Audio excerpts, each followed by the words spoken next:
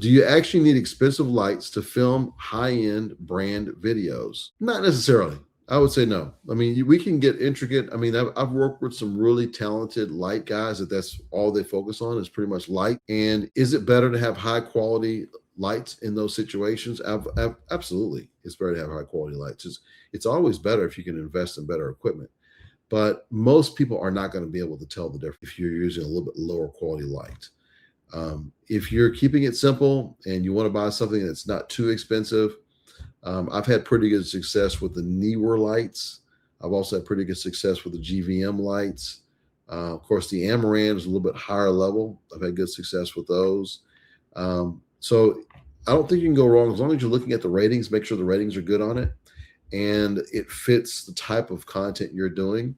I have grown accustomed to having more wattage than what I need because there have been times I've needed to kind of really full throttle it. And so I have two 300-watt lights I usually take with me on any particular job. But as a backup, I also have a 150-watt light and I also have a 60-watt. Now, right now in this particular environment, what I'm using right now is I'm using one light that's 150 watt and I have another light here. It's a 60-watt light.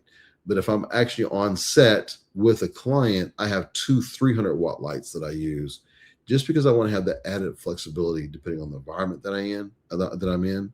And one of those lights is a bicolor light.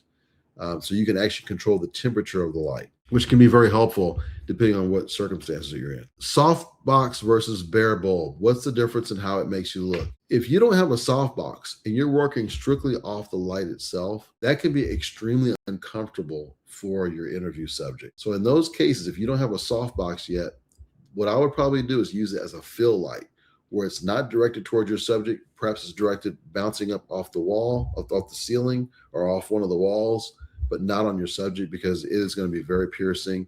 They're not going to have an enjoyable experience. So I would definitely highly recommend having a softbox.